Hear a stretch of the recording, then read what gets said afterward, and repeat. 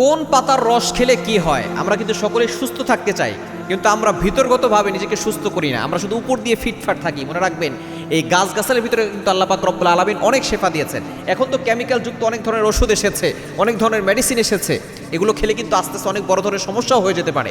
কিন্তু দেখা যাচ্ছে যে আগে কিন্তু এই গাছগাছালির চিকিৎসা ব্যবস্থাপনায় বেশি ছিল এবং এটার ভিতরে কোনো সাইড ইফেক্ট নেই, পার্শ্ব প্রতিক্রিয়া নেই। আল্লাহ পাক রব্বুল আলামিন এই গাছগাছালির ভিতরে শেফা দিয়েছেন। আল্লাহ তাআলা কোনো কিছুই অনর্থক সৃষ্টি করেন না, আল্লাহ তাআলা নিজে বলে দিয়েছেন। 4 নম্বর পারা 14 নম্বর পৃষ্ঠার 11 নম্বর লাইন, সূরা আলে ইমরানের 191 নম্বর আয়াতে আল্লাহ বলছেন, রব্বানা মা খালাকতা হাযা বাতিলা সুবহানাকা ফাকিনা আযাবান নার।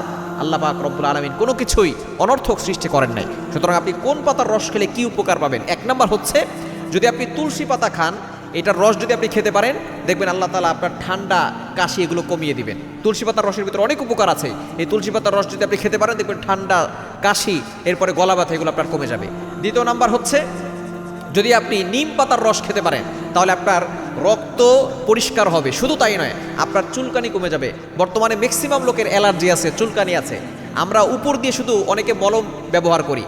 এই যে দেখা যাচ্ছে 10 টাকা 20 টাকা দামের মলম ব্যবহার করে আমরা মনে করি সাময়িক সময়ের জন্য এটা ভালো হয়েছে, এটা আবারও ছড়ায়, আবার বারবার হয়। আপনি যদি ভিতর থেকে আপনার পেটকে পরিষ্কার করেন, রক্ত পরিষ্কার করেন, তাহলে দেখবেন আপনি আরও বেশি সুস্থ থাকতে পারবেন। এই জন্য নিম পাতার রস খাবেন। যদি একটু তিতা, কিন্তু এটার ভিতরে অনেক গুণ আছে। এই নিম পাতার রস খেলে আপনার চুলকানি, অ্যালার্জিগুলো কমে যাবে ইনশাআল্লাহ। এবং থানকুনি পাতা যদি আপনি খেতে পারেন, তাহলে আপনার ব্রেন ভালো হবে। আপনার সন্তানকে থানকুনি পাতার রস খাওয়াবেন, নিজেও থানকুনি পাতার রস খাবেন, দেখবেন আপনার ব্রেন, মস্তিষ্ক ভালো হবে, মস্তিষ্কের কার্যক্রম ক্ষমতা বেড়ে যাবে। এবং 4 নম্বর হচ্ছে পুদিনা পাতা।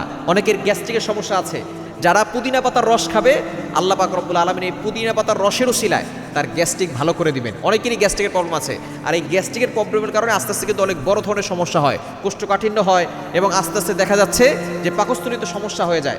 এজন্য গ্যাস্ট্রিকের সমস্যা যারা আছে, তারা এই পুদিনা পাতার রস খাবেন। এবং 5 নম্বর হচ্ছে পাথরকুচি পাতা। এটার ভিতরে অনেক গুণ রয়েছে, এটার ভিতরে অনেক ধরনের প্রোটিন রয়েছে। এই পাথরকুচি পাতার ভিতরে যদি আপনার কিডনির ভিতরে পাথর হয়, এই পাথরটা গলে গিয়ে দেখা যাচ্ছে পাথরটা বের করে দেবে। ছোটো ছোটো যে পাথরগুলো আছে, এই কিডনির পাথর, এরপরে মূত্রথলির পাথর, এই পাথরকুচি পাতা এগুলো কিন্তু বের করে দেয়। এজন্য পাথরকুচি পাতার রস খাবেন। এই 5টি পাতার রস খাবেন, দেখবেন আপনি সুস্থ থাকতে পারেন।